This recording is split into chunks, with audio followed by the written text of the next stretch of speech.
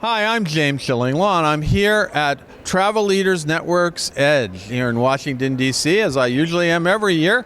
And we always meet great travel advisors here, great travel agencies, and we have two wonderful travel agents right here. It's Pam Edward-Toski. Yes, right? correct. And Trisha Bischoff. Yes. And guess what? They're mother and daughter. So, see the resemblance? And they both work, and this is great news at the Travel Exchange in Troy, Michigan. That's their agency. We're going to talk to them about the agency, about why they're part of Travel Leaders Network, and what business looks like right now today, because we are in boom times. It's a great time to be a travel advisor, and you're going to find out about all that and more on Insider Travel Report. So first of all, the question I would have for you is, when did you start your travel agency? I guess you would be the first one to ask about that. Well, that's so interesting because we're celebrating our 50-year anniversary. So it was even in your family before? No, it was not. Okay. No, I worked there, and then I bought it in 1996. Okay, so yeah. And then you obviously grew up the daughter of a travel advisor, right? I did, yes. That's where the love comes from. That's what I meant. So you were attracted enough to do this, even though you were saying there were days when you said, "Oh my God, how can you be doing this?" Yes, exactly. There are some insane, crazy days out there, but once you do travel, you're hooked. It's inbred in you. If you leave, you still come back. It's just it's life in travel. Yeah, that's interesting. And so, when you were growing up, what did you see that attracted you to kind of partner with your mom? Well, we grew up traveling, so it was that's when we fell in love with it. And I graduated college, and she brought me in, and I began working as a leisure agent, and it's just evolved. I've evolved in the business. Yeah, so it really is addictive, and I know for me, I've been doing it for 32 years, so I totally understand. But let's talk a little bit about what kind of travel do you specialize in? Well, I do luxury.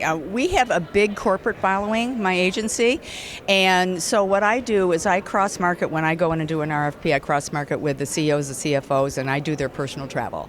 And it's always mostly luxury, and I do a lot of luxury, a lot of adventure.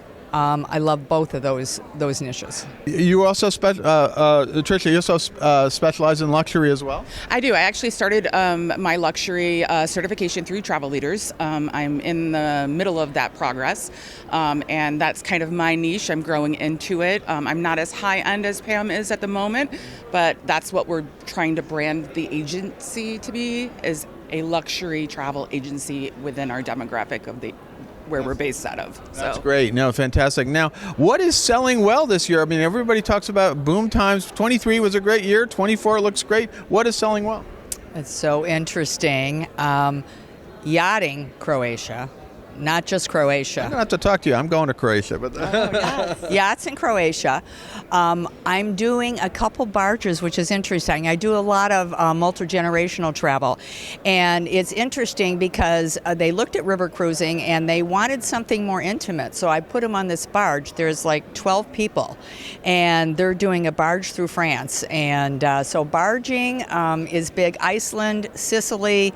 I have a whole different demographic than Trisha does. I want to talk to Trisha as well about what's selling well for her. Yeah, so I do a lot of ocean cruises, Oceania Regent. That's kind of my niche. I do a lot of FITs as well for more of the 30s to 50 demographic, and a little high end, but not, like I said, not as high end as Pam is. But those are not those are luxury agencies, luxury cruise lines, and everything else, right? Yeah, they are. We would consider them luxury clients. Yes.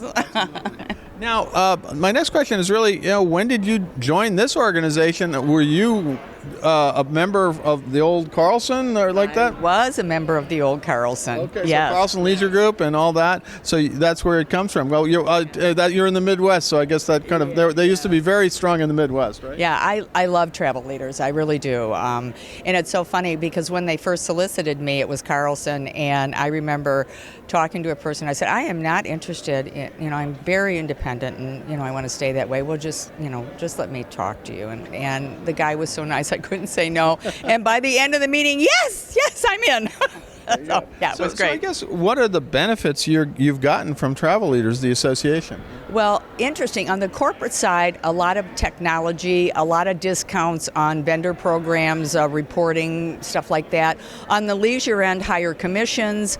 Networking is, I think, so important and so critical, and we have a lot of that. I can get on the phone and call anybody in this group, and they would talk to me and give me advice if there was something I didn't know that they knew. So it's a lot of sharing that goes on, and I think that's really important. Now, Trisha, for you, what are the kind of products and services? You obviously took you're getting your luxury certification. That's amazing. But what are the services you like?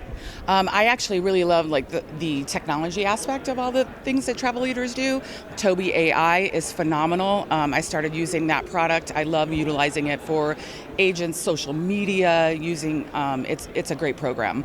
Also, direct mail marketing, email marketing. We utilize that to the fullest. Now, both of you, I think, were attending this luxury set. I keep asking them to invite me to this earlier session because that's when I'm surprised you didn't see Albert there. You saw Perry, but they started this a few years ago, and they really are trying to ramp up luxuries. What did you think of the meeting yesterday? It's great. I've been to every one since its inception, and I think it's just getting bigger and better. And yeah. Same for you. This was actually my first luxury meeting, so I enjoyed it. I met great people, great contacts. It was wonderful. Yeah. I don't know. I keep asking him to bring me a little. Actually, I couldn't have done it because I got another meeting right before it. But one of these days I'll get to that meeting. But it is interesting because years ago I was listing all the consortia that were really the good ones for luxury.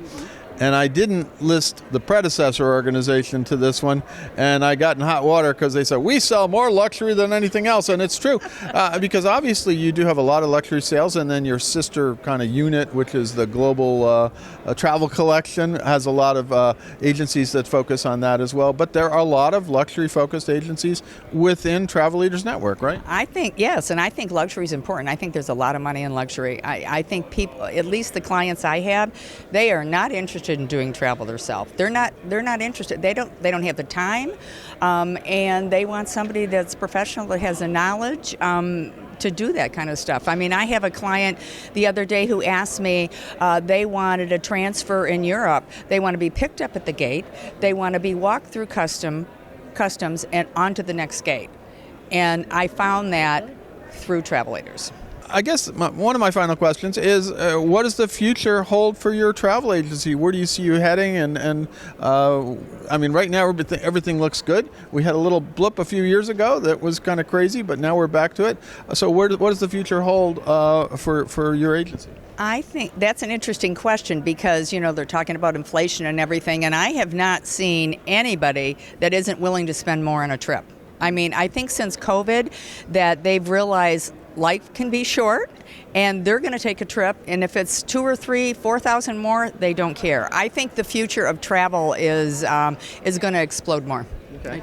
And I guess a slightly different question for you, Trisha, is not only the future for your agency, but what do you see as the future for travel advisors? And you decided to join this profession, and probably at the time, many of your peers were saying, what are you talking about? And yet, I have to tell you, I've been doing this for a while, and this is the first time in my life where I see travel advisors, travel agents being a growing profession, which is in demand. Like, you got to find people, right? You do, and I think that, especially right now with the generation I came from, it was like, oh, travel agents, do they even exist? Well, you go online and you search and you look, you are overwhelmed with the amount of information there. So you want someone knowledgeable in order to condense that and to sell you something that you really want. So I think the profession will be definitely growing, especially in, the millennial sector.